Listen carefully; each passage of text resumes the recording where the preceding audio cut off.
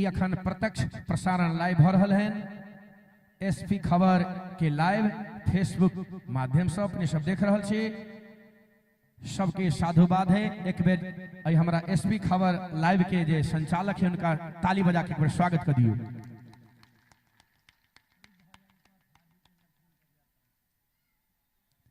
यही भजन पर खुश भक कि हमरो शब्द के चोट लागल है। 500 रुपया दिलखिन और नोथनी साहब से हो निकाल के 500 रुपया दिलखिन। तो दिलखिन तो एक शब्द के चोट आरो किनका किनका लगल आ नहीं लागल है तखनी उताहुल छी कि नहीं सरकार ये बैसल छी। तो वास्तव में जय पारस लोहा कंचन होई सो पारस है कच्चा आ जय पारस लोहा एके बेर भिरला से पारस होई सो पारस है पक्का। जोरदार ताली बजावे के इस शब्द के चोट पर हमारे भूपू डायरेक्टर साहब अपना नेपाल उड्डयन प्राधिकरण काठमांडू के रिटायर भेल छथिन। तो डायरेक्टर साहब से 500 रुपया निकाल रखिन। साधुवाद है और विशेष समय नहीं लेब। अगर भजन सत्संग सुना के हुए तो हम अपनी सबके सेवा में हाजिर छी। पहले हमरा गुरुदेव के ललाही छी तब हमरा सबके जिसका मुझे था इंतजार वो घड़ी आ गए हैं। शब्द के दर्शन हम पा गए हैं। शब्द के दर्शन हम पा गए हैं। साहेब बंदगी ताऊ हमारे आजुक विश्व गुरु परम पूज्य नितिन साहब हमरा सबके श्रीमान छथिन, प्रमुख अतिथि छथिन आजुक। तब उनका चरण में कोटि कोटि साहेब बंदगी सतनाम है। अर्जी करे छन कि हे सरकार आप अपने मर्जी करथिन आ हमरा सबके अपना डोर में रास्ता देखबथिन। साहेब बंदगी सतनाम। जोरदार ताली से एक बेर।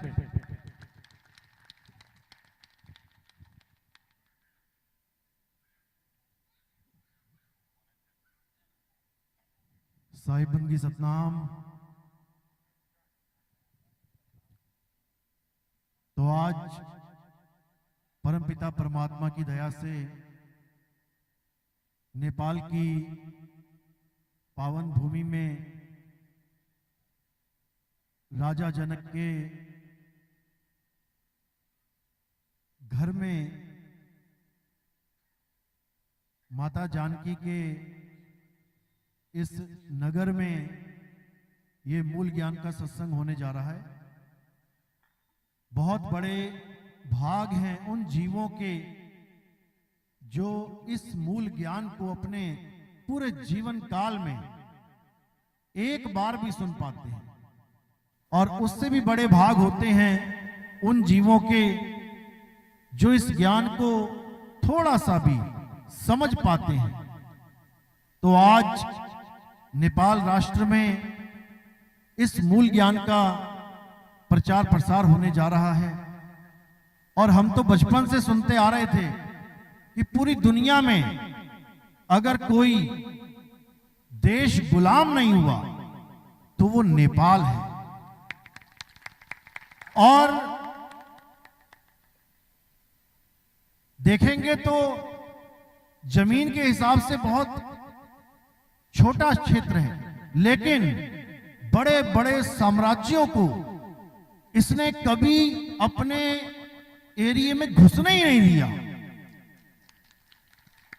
मतलब भक्ति में भी नंबर 1 और राजनीति में भी नंबर 1, कूटनीति में नंबर 1।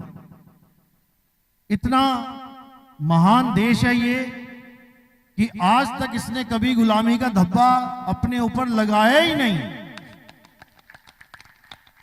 और मुझे खुशी है कि आज जो सत्संग यहां होने जा रहा है वो सत्संग का भी मुख्य उद्देश्य यही है कि हमारा इस जन्म मरण की गुलामी से सदा सदा के लिए हम मुक्त हो जाएं, मुक्त हो जाएं। तो नेपाल की जनता जो पहले से ही आजाद है, केवल ये जन्म मरण का जो बंधन है इससे भी आजाद हो जाए। मैं परमात्मा से यही अरदास करूंगा और आज का सत्संग शुरू करूंगा। तो सबसे पहले परमात्मा के नाम पे जयकारा लगाएंगे। बोलिए परमपिता परमात्मा की जय। सदगुरु बंदी छोड़ कबीर साहेब की जय। सभी संतों की जय। सभी भक्तों की जय। आज के आनंद की जय। सकल हंस को बंदगी साहेब बंदगी सतना। तो आज नेपाल की धरती पे परमात्मा के मूल ज्ञान का प्रचार होने जा रहा है, जिसे हम सत्य सनातन धर्म कहते हैं।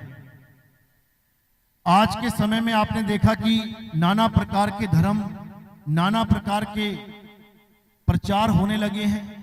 हिंदुओं को मुस्लिम बनाया जाने लगा है, मुसलमानों को कुछ और बना देंगे, उसको कुछ और बना देंगे। यानी हम सबको धर्म परिवर्तन के नाम का जहर खिलाया जा रहा है। क्यों खिलाया जा रहा है? क्योंकि हमें पता ही नहीं है कि हमारा धर्म क्या है, हमारा कौन सा धर्म है। इस पूरे विश्व में रहने वाले हर इंसान का, हर जीव का एक ही धर्म है, और वो क्या है? सत्य सनातन धर्म। सत्य सनातन धर्म असली धर्म है, और नकली क्या है? ये जितने भी सनातन धर्म के अलावा चल रहे हैं, ये सब नकली हैं। क्यों नकली हैं? क्यों बोला गया इनको नकली? क्योंकि ये सारे धर्म किसी ना किसी इंसान के चलाए गए हैं, किसी ना किसी इंसान के द्वारा ही ये धर्म अस्तित्व में आए हैं। असल में ये धर्म नहीं, ये पंथ हैं, ये मत है, ये संप्रदाय हैं, ये धर्म नहीं है। धर्म तो सबका एक ही है, सत्य सनातन धर्म। तो एक जयकारा लगाएंगे सत्य सनातन धर्म पे। बोलिए सत्य सनातन धर्म की जय। अब इस धर्म का गुण भी समझ लो कि क्या गुण है, आखिर ये धर्म है क्या। जैसे हम देखते हैं वस्तुओं के गुण धर्म, तो हमारा धर्म क्या है? जैसे अग्नि का धर्म है जलाना, वायु का धर्म है सुखाना, इसी प्रकार हमारा क्या धर्म है? हम हैं क्या? पहले तो हमें अपना तात्विक ज्ञान होना चाहिए। अग्नि तत्व है तब उसका धर्म आएगा, वायु तत्व है तब बाद में उसका धर्म आएगा। इसी प्रकार हम हैं क्या, पहले हमें यह जानना है, उसके बाद हमारा धर्म आएगा। हम क्या हैं? हम अविनाशी आत्मा हैं। और हमारा धर्म क्या है? हमारा धर्म है अविनाशी, यानी हमारा कभी नाश नहीं होता।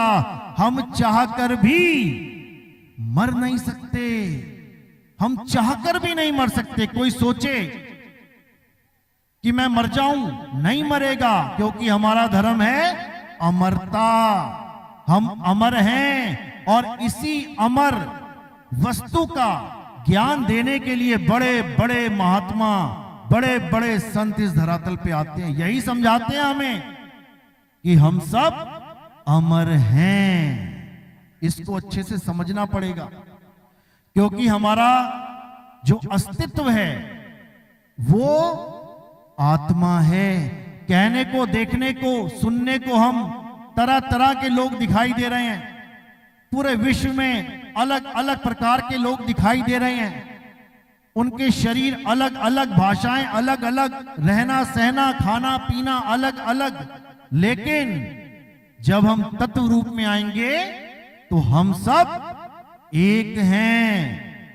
हमारा स्वरूप आत्मा है। इसीलिए गीता में भी अर्जुन को आत्मा का संदेश देते हुए कृष्ण जी ने कोई कमी नहीं छोड़ी। कितना समझाया उन्हें कि हे अर्जुन, तू और मैं, हम शरीर नहीं हैं। क्यों समझाया? क्योंकि सामने अपने दादा, अपने चाचा, अपने भाई जनों को खड़ा देख के अर्जुन कांप गया, अपने धनुष को जमीन पे रख दिया, कहता मैं नहीं चला सकता अपने रिश्तेदारों के ऊपर। तब कृष्ण जी ने धर्म अधर्म का पाठ पढ़ा के उसको आत्म ज्ञान समझाने की कोशिश करी। क्या बोले, हे अर्जुन, ये जो तुम्हें राजा महाराजा दिखाई दे रहे हैं ये वैसे नहीं है जैसे तुम इनको देख रहे हो कि वो आदमी है, वो औरत है, या वो बच्चा बूढ़ा जवान है। ये ऐसे नहीं है, ये सब आत्मा है, ये सब अविनाशी हैं, इनका कभी जन्म मरण नहीं होता। केवल शरीर धारण करने की वजह से तुम्हें ये आभास हो रहा है कि मैं अपने पिता का कत्ल कर दूंगा, मैं अपने दादा का कत्ल कर दूंगा, मैं अपने भाई का कत्ल कर दूंगा। तुम चाहकर भी किसी को नहीं मार सकते क्योंकि हम सबका अस्तित्व आत्मा है। तो इसी ज्ञान को भरपूर समझाया गया गीता में। नैनम छिंदंती शस्त्राणी नैनम दहति पावका न चैनम क्रोधन तापे ना शोषिति मारुता। है अर्जुन, इस आत्मा को ना तो कोई शस्त्र अस्त्र काट सकता है, ना इसे अग्नि जला सकती है, ना इसे वायु सुखा सकती है, और ना ही जल इसे भिगो सकता है। ये आत्मा अजन्मा है, नित्य है, शाश्वत है। लेकिन आत्मा का ज्ञान हमें ना होने के कारण हम आत्मा को तो किनारे कर देते हैं, और जो हमें चीजें दिखाई देती हैं उसको सत्य मान लेते हैं। क्या दिखाई देता है? ये मंदिर, मस्जिद, गुरुद्वारे, चर्च, ये पेड़ पौधे, ये जानवर, इन सबको सत्य मान के हम इनकी पूजा करने लग जाते हैं। जबकि हमें किसकी पूजा करनी है? हमें केवल और केवल आत्म देव की पूजा करनी है। क्योंकि अगर इस संसार में कोई सत्य है तो वो केवल आत्मा है। अब आत्मा सत्य है तो बाकी सब क्या है? असत्य है। अध्याय 2 16वां श्लोक यही समझाया गया। हे अर्जुन, इस दुनिया में 2 प्रकार के तत्व हैं, एक असत तत्व और एक सत्य तत्व। असत तत्व क्या है? जो पलता है, जो बनता है और बिगड़ जाता है, जो पल पल बदल रहा है, जो सदा एक सा नहीं रहता, उसे असत तत्व कहते हैं। अब क्या है ऐसा जो पल पल बदल रहा है, जन्मता मर जाता है? जब हमें वो समझ में आ जाएगा तो अपने आप असत्य हमारे जीवन से निकल जाएगा। हम असत्य को पकड़ के क्यों बैठे हैं? क्योंकि हमें अभी तक असत्य और सत्य में फर्क नहीं पता।